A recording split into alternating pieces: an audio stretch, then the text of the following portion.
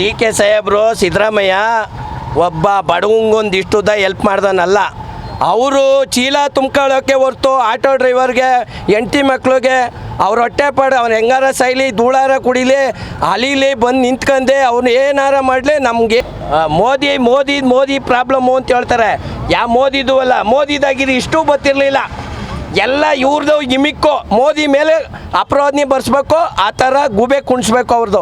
ಅದೇ ಥರ ಈ ಕಾಂಗ್ರೆಸ್ ಸರ್ಕಾರ ನಮ್ಮ ಆಲೆ 2007ರಿಂದ ಗಾಡಿ ಓಡಿಸ್ತಾ ಇದ್ದೀನಿ. ಇಷ್ಟೊಂದು ಅಭಾವ ಆಗಿರಲಿಲ್ಲ, ಇಷ್ಟೊಂದು ಏನೂ ಇರಲಿಲ್ಲ. ಇಲ್ಲಿಂದ ಅಭಾವ ಇನ್ನೂ 2 ತಿಂಗಳಾಗ್ಬೋದು, 3 ತಿಂಗಳಾಗ್ಬೋದು, ನನಗೆ ಗೊತ್ತಿಲ್ಲ. ಅಂದರೆ ಅಲಿತಾ ಇದ್ದೀವಿ. ಇವಾಗ 15 ದಿವಸದಿಂದ ಈ ಪ್ರಾಬ್ಲಮ್ ಆಗಿರೋದು. ಅದು ಮುಂಚೆ ಸಿಗ್ತಿತ್ತು, ರೇಟ್ ಜಾಸ್ತಿ ಆಗಿದ್ರು. 15 ದಿವಸದಿಂದ ₹1 ಅದೇ ಇಲ್ಲ. ಈಗ ನೋಡಿ, ₹1,500 ಗ್ಯಾಸ್ ಹಾಕ್ಸಿದ್ದೀನಿ, 2 ದಿನ ದುಡಿತೀನಿ, ಅದೇ ತಗೊಬಂದು ಇಲ್ಲಿ ಸುರಿತೀನಿ. ₹1 ಮನೆಗೆ ತಗೋಕಾಯ್ತಾಯಿಲ್ಲ. ಒಂದು ಸಾಲ ಮಾಡಿರೋ ಸಾಲ ತೀರ್ಸೋಕ್ಕಾಯ್ತಾಯಿಲ್ಲ, ನಾವು ಜೀವನ ಮಾಡೋಕ್ಕಾಯ್ತಾಯಿಲ್ಲ. ಇವ್ರದ್ದೊಂದೇ ಅವತ್ತು ಎಲೆಕ್ಷನ್ ದಿನ ಬಂದ್ಬಿಡ್ತಾರೆ, ನಾನು ಓಡಿಸ್ತಾ ಇದ್ದೀನಿ ಅಂತ ತೋರಿಸ್ತಾರೆ ಹೊರ್ತು ನೀವು ಓಟ್ ಹಾಕಿ ಅಂತ ಓಟ್ ಹಾಕಿಸ್ಕೊಳ್ಳೋಂಗಿಂಟ ಆಮೇಲೆ ನೀನು ಯಾರು ಅಂತೂ ಮಾತಾಡೋಲ್ಲ.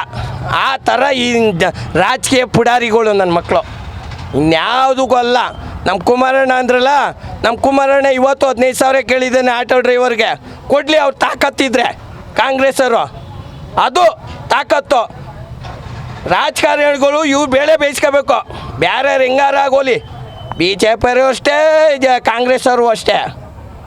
ಏನು ಮಾಡ್ತಾರೆ ನಮ್ಮ ಡ್ರೈವರ್ಗಳ್ಗೆ, ನಮ್ಮ ಜನಗಳ್ಗೆ, ಬಡವ್ರ ಬಗ್ರಿಗೆ ಏನಾರು ಒಂದು ಇಷ್ಟುದ ಹೆಲ್ಪ್ ಮಾಡಿದರೆ ಅವರು ನೀವು ರಾಜಕೀಯದವರು ಅಂತ ಅನ್ಬೋದು. ಯಾವುದೂ ಇಲ್ಲ, ಎಂತಿಲ್ಲ. ನಾವು 5 ಗ್ಯಾರಂಟಿ. ಯಾವುದು 5 ಗ್ಯಾರಂಟಿ? ತಲೆ ಮೇಲೆ ಕಲ್ಲೇಳಕ್ಕೆ ಮಾತ್ರ. 1,800 ಗ್ಯಾಸ್ ಬಿಲ್ ರೇಟ್ ಜಾಸ್ತಿ ಮಾಡೋದು, ನೀರು ಬಿಲ್ ಜಾಸ್ತಿ ಮಾಡೋದು, ಕರೆಂಟ್ ಬಿಲ್ ಜಾಸ್ತಿ ಮಾಡೋದು, ಅದಂತೂ ಏರ್ಸ್ಕೊಂಡು ಹೋಗ್ತಾ ಇರ್ತಾರೆ. ಜನಸೇವೆ ಅಂತ ಬರೋದು, ಜನಾರ್ದನ ಸೇವೆ ಅಂತ ಮಾಡೋದು, ಮನೆಯಾಳ ಕೆಲಸ ಮಾಡೋದು, ಇನ್ನೇನು ಮಾಡೋದು. ಇಷ್ಟು ಕೋಟಿ ಜನಗಳಿದ್ರು, ಇಷ್ಟೆಲ್ಲ ಬಡ್ಕೋತಾರೆ, ಇಷ್ಟೆಲ್ಲ ಏನನ್ನ ಆಯ್ತದೆ ಅಂತ ಬಂದು ಯಾರೋ ಹುಡುಕ್ ನೋಡ್ತಾ ಇದ್ದಾರಾ? ಯಾರು ನೋಡಲ್ಲ. ಸುಮ್ಮನೆ ಮಾತಾಡ್ಕೊಳ್ಳೋ ಏನು ಪ್ರಯೋಜನ? ಹೆಂಗಿರು ನಾವೇ ಸಾಯೋರು, ನಾವು ಇಲ್ಲಿ ಹೆಂಗೆ ಓದಾಡ್ತೀವಿ ಬಿಡಿ, ಬಂದ ಕೊಟ್ಟಂಗೆ ಕೊಡ್ತಾರೆ ಅವರು. ಅನ್ಭವಿಸ್ತೀರಾ? ಇನ್ನೇ ಮಾಡೋದು. ಅವತ್ತು ಏನು ಯೋಚನೆ ಮಾಡಿದ್ರೆ ಓಟುಗಳು ಹಾಕ್ತೀವಲ್ಲ, ಅದು ನಮ್ಮ ತಪ್ಪು, ನಾವು ಅನ್ಭವಿಸ್ತೀವಿ. ಇನ್ನು ಎಷ್ಟು ದಿನ ಈ ಥರ ಅನ್ಭವಿಸ್ತೀರಾ? ಇನ್ನೇನು ಅವ್ರಿಗೆ ಮಾಡೋದು ಇದ್ಮೇಲೆ ನಾವು ಅನ್ಭವಿಸಲೇಬೇಕು. ನೀವು ಎಲ್ಲಿಂದ ಬಂದಿರೋದು? ನಾವು ಇಲ್ಲೇ ಬೆಂಗಳೂರೇ. ಬೆಂಗಳೂರಲ್ಲಿ? ಸರಿ ಸರ್, ಯಾವ ಇದು ಏರಿಯಾ? ಈಗ ಅವೆಲ್ಲ ಬೇಡ ಬಿಡಿ ಮೇಡಮ್, ನಮಗೆ ಮಾತಾಡೋಕೆ ಇಷ್ಟ ಇಲ್ಲ, ಬೇಜಾರಾಗ್ಬಿಟ್ಟಿದೆ.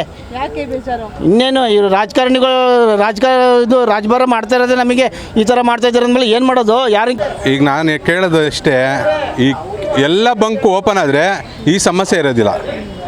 ಈಗ 1000 ಬಂಕಲ್ಲಿ 10 ಬಂಕ್ ಓಪನ್ ಆದಂಗೆ ಲೆಕ್ಕ ಇದೆ. ಎಲ್ಲ ಕಾಯ್ಕೊಂಡು ನಿಂತಿರಬೇಕು, ಬೆಳಗ್ಗೆಯಿಂದ ಮಧ್ಯಾಹ್ನದವರೆಗೂ ನಿಂತ್ಕೋಬೇಕು, ಮಧ್ಯಾಹ್ನದ ಮೇಲೆ ಗಾಡಿಗೆ ಹೋಗ್ಬೇಕು.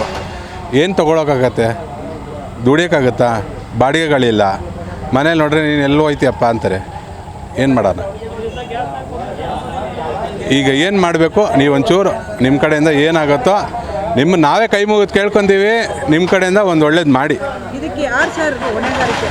ನಾವೇ ಮೇಡಮ್, ನಾವೇ. ಏನು ಓಟ್ ಹಾಕ್ತೀವಲ್ಲ ಮ್ಯಾಮ್, ಅದು ನಮ್ಮ ತಪ್ಪು. ಓಟ್ ಹಾಕಿ ಇವ್ರನ್ನೆಲ್ಲ ಬಿಟ್ಟಿದ್ದೀವಿ, MLA ಮಾಡಿದ್ದೀವಿ, MP ಮಾಡಿದ್ದೀವಿ, ಅದು ನಮ್ಮ ತಪ್ಪು. ಈಗ ಒಬ್ರನ್ನ ಕೇಳಿದ್ರೆ ಅವರು ಅಲ್ಲಿಗೋಗಿ ಮೋದಿ ಮನೆಗೆ ಹೋಗಿ ಅಂತಾರೆ. ಇಲ್ಲಿ ನಮ್ಮ ಮನೆಗೆ ಹೋಗೋಕ್ಕೆ ಗ್ಯಾಸ್ ಇಲ್ಲ, ಮೋದಿ ಮನೆಗೆ ಹೋಗೋಕ್ಕೆ ಹೆಂಗೆ ಹೋಗೋಕ್ಕಾಗುತ್ತೆ ಹೇಳಿ? ನೀವೇ ಹೇಳಿ. ಮೋದಿ ಮನೆಗೆ ಹೋಗಿ ಕೇಳೋಕ್ಕಾಗತ್ತಾ ನಾವು? ಅಲ್ಲ ಹೋಗ್ಲಿ, ನಾವು ಹೋಗಿದ ತಕ್ಷಣ ಒಂದು ಅಜ್ಜನ ಹೊರಡೇ ಬಿಡ್ತಾರೆ, ಹೋಗಲಿ. ಏನು ಹೇಳ್ಬೇಕು ಹೇಳಿ? ನೀವು ಓಟ್ ಹಾಕಿ ಗೆಲ್ಸಿರೋದು ಯಾರನ್ನ? ಇಲ್ಲಿರೋರು MP ಗಳನ್ನ ನಾವೇ ತಾನೇ ಗೆಲ್ಸಿರೋದು. ಅಲ್ಲಿಗೆ ಹೋಗಿರೋರು ನಾವೇ ಕಳ್ಸಿರೋದಕ್ಕೆ ಅಲ್ಲಿ ಹೋಗಿರೋದವರು. ಈಗ ಅಲ್ಲಿ ಹೋದವ್ರು ಏನು ಮಾಡ್ತವ್ರೆ? ನಮಗೋಸ್ಕರ ಒಂದು ಧ್ವನಿ ನೀಡೋರು. ಹೋಗ್ಲಿ, ಯಾರು ಮಾತಾಡಿದಾರ? ಬೇರೆ ಏನಾರೋ ಒಂದಂದರೆ ಬರ್ತಾರೆ, ನಮ್ಮವ್ರಿಗೆ ಯಾಕೆ ಬರೋದಿಲ್ಲ? ಅಲ್ಲ, ನಾವೇನು ಪಾಪ ಮಾಡಿದ್ದೀವಿ ಹೇಳ್ರಿ? ಹೋಗ್ಲಿ, ಓಟ್ ಹಾಕೋದೇ ಪಾಪನಾ? MPಗಳು ಮೆಟ್ರೋದು ಟಿಕೆಟ್ ಜಾಸ್ತಿ ಆದಾಗ ಹೋಗಿ ಲೈನ್ ನಿಂತ್ಕೊತಾರೆ. ಅವರು ನಿಂತ್ಕೊಂಡು ಜಗಳ ಮಾಡ್ತಾರೆ, ಪ್ರೊಟೆಕ್ಟ್ ಮಾಡ್ತಾರೆ. ನಮಗೋಸ್ಕರ ಒಬ್ರು ಯಾರೋ ಬರಲಿಲ್ವಲ್ಲ ಮೇಡಮ್? 20 ದಿನದಿಂದ ವಾಟಲ್ ನಾಗರಾಜ್ ಒಬ್ರು ಬಿಟ್ಟರೆ ಇನ್ಯಾರು ಬಂದವ್ರು ಹೇಳಿ? ಹೋಗ್ಲಿ, ಯಾರೂ ಬರೋದಿಲ್ಲ. ನಮಗೆ ನಾವೇ ಸಾಯ್ಬೇಕಷ್ಟೇ. ನಾವೇ ಹೊಡೆದಾಡಬೇಕು, ಕ್ಯೂನಲ್ಲಿ ನಿಂತ್ಕೋಬೇಕು, ಜಗಳ ಆಡಬೇಕು, ಬರಬೇಕು. ನಮಗೋಸ್ಕರ ಮಾತಾಡೋರು ಯಾರಿಲ್ಲ. ಎಷ್ಟು ದುಡಿಬೋದು ಸರ್ ದಿನಕ್ಕೆ? ಮೇಡಮ್, ಈಗ ₹500 ಹಾಕಿದ್ರೆ ₹500 ದುಡಿಯೋಕ್ಕಾಯ್ತಲ್ಲ. ಹಾಕಿರೋ ಬಂಡವಾಳ ತೊಗೊಂಡೋಗೋ ಥರ ಇದೆ. ಏನು ಮಾಡ್ಬೇಕು ಹೇಳಿ? ಕಷ್ಟ ಆಗ್ತಿದೆ ನಮಗೆ. ಮಕ್ಕಳಿದ್ದಾರೆ, ಮಕ್ಕಳು ಸ್ಕೂಲು ಕಾಲೇಜು ಊಟ ತಿಂಡಿ ಎಲ್ಲ ನೋಡಬೇಕು. ಬೆಳಗ್ಗೆ ಬಂದಿದ್ದು ಈಗ ನೋಡಿ ಇವಾಗ ಬಂದಿದ್ದೀವಿ. ಏನು ಮಾಡ್ತೀರಾ, ನಮ್ಗೆ ಒಬ್ರಿಗಾಗಿರೋದಲ್ಲ, ಇಡೀ ದೇಶಕ್ಕೆ ಬಂದಿರೋದಿದ್ದು, ರಾಜ್ಯಕ್ಕೋಸ್ಕರ ಬಂದಿರೋದಲ್ಲ. ಸುಮ್ಮನೆ ರಾಜ್ಯ ಸರ್ಕಾರದವರು ಅವ್ರ ಮೇಲೆ ಬಿಲೀವ್ ಮಾಡ್ತಾರೆ, ಅವ್ರು ಇವ್ರ ಮೇಲೆ ಬಿಲೀವ್ ಮಾಡ್ತಾರೆ. ಹಾಗಾಗಿ ಮಧ್ಯಮದಲ್ಲಿ ನಾವು ಅನುಭವಿಸ್ತಾ ಇದ್ದೀವಿ. ಆ ನೋಗೊಂದು ಆದಷ್ಟು ಬೇಗ ಒಂದು ಪರಿಹಾರ ಸಿಗಲಿ ಅಂತ ನಾನು ಎಲ್ಲರೂ ಕೇಳ್ಕೊಳ್ತೀನಿ, ನಮ್ಮ ಎಲ್ಲ ಚಾಲಕರ ಪರವಾಗಿ. ಯುದ್ಧ ನಿಂತಿದೆ. ಸೊ ಅದು ನಾಳೆ ಬೆಳಗ್ಗೆ ಬಗೆಹರಿತಿತ್ತು ಹೇಳೋಕ್ಕಾಗಲ್ಲ. ಏನಾದ್ರು ಡೆಡ್ಲೈನ್ ಇದೆ, ನಂತರ ಏನಾಗುತ್ತೆ ಅಂತ ಗೊತ್ತಿಲ್ಲ. ಈಗ ಸದ್ಯದಲ್ಲಿ ಬರ್ಬೋದು ಅನಿಸುತ್ತೆ. ಬರೋದ್ರಲ್ಲೂ ಕೂಡ ಅಲ್ಲಿ ಯಾವುದೋ ಒಂದು ಆರ್ಮೋಜ್ ಜಲಸಂಜನಲ್ಲಿ ಸಾಕಷ್ಟು ತೊಡಕುಗಳಿವೆ. ಅದು ಏನೇನು ಆಗುತ್ತೆ ಅಂತ ಗೊತ್ತಿಲ್ಲ ಮೇಡಮ್. ಅದಾದ ನಂತರ ಸಮಸ್ಯೆ ಸಂಪೂರ್ಣವಾಗಿ ಬಗೆಹರಿಬೋದು ಅನಿಸುತ್ತೆ. ಈಗ ಸದ್ಯಕ್ಕೆ ಎಲ್ಲ ಚಾಲಕರಿಗೂ ತುಂಬ ಅನಾನುಕೂಲ ಆಗಿದೆ.